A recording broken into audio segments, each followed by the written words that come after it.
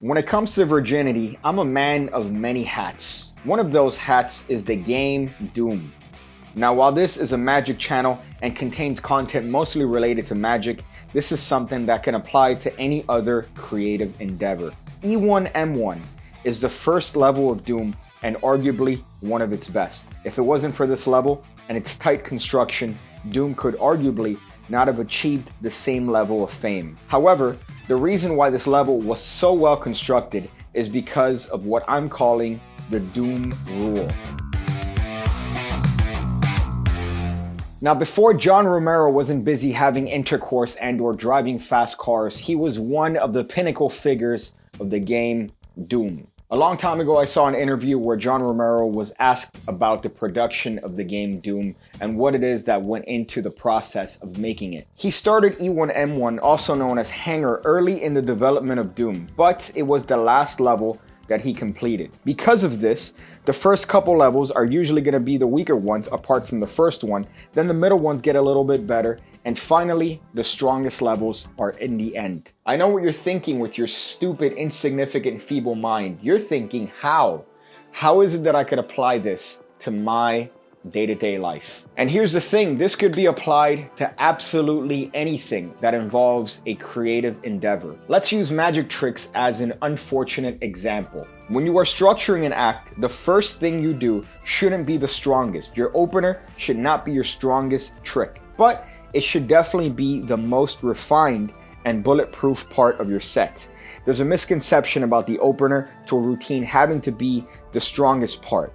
That's the equivalent of starting a movie with the orgy. You want to build your way up to the orgy. If you start with the orgy, where are you going to go from there, huh, buddy? With the Doom rule, you realize that the first level of the game is not the strongest level, but it's the one that is the best because it was made at the end of the cycle. Let's say you decide to make videos. Let's say you happen to be, an aspiring YouTube sensation. You'd have a much easier time if you shot the introduction part of your video after you've already shot the bulk and the middle of the actual content itself. By having the introduction be the last thing that you record, now you have a better understanding of how to lead in people into that video. So you're gonna have a better way of getting people to be engaged because you already know what you shot. Now, of course, in order to trick YouTube into thinking that this is an actual better video and or better channel than it actually is, why don't you leave what you would use this rule for in the comments section below. If I was a student, for example, I'd be using this rule for essays. The worst part about essays for me was introducing it, was starting it. So why not wait till after you've already written the middle portion and the conclusion to come back to the beginning, and then you write the introduction at the end. The smarter way to do it. You already know what it is that you're going to talk about in the intro because you've already written the essay. Look at you. You never thought you'd get some real life world applications from this channel. You thought you were just going to get some shitty run-of-the-mill card tricks that'll never get you laid. Now, I apply the Doom rule to absolutely everything that I work on. Whether that's this channel or the Pigcake Magic Academy, where $5 a month gets you 2 videos every single week going over card and coin stuff, and you get access to bonus tutorials that I don't post anywhere else, bringing the grand total of videos you get to 4 every single week. I applied to that as well. You only get one chance at a first impression, and you want to make sure that it's the best chance you get at people watching your content or people having the best impression of you. So think about where you could apply the Doom rule, and I hope that it helps you out. I hope that it helps you out as it's helped me out. So that's the video. I hope you guys enjoyed it. I realized I didn't set up a light. I should have put a light here. Look how much better that would have looked.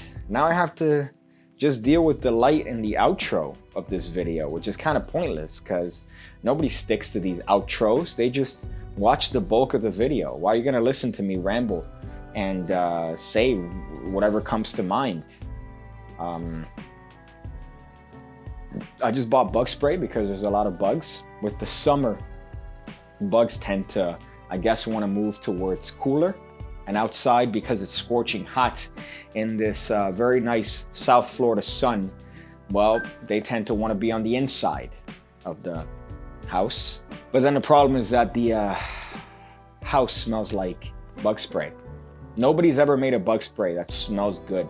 They all smell like bug spray. That's a Shark Tank, right? A bug spray that doesn't smell like bug spray, a bug spray that actually smells like, black ice.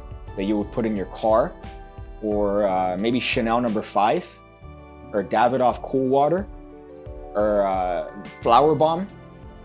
That's a little bit of a thought.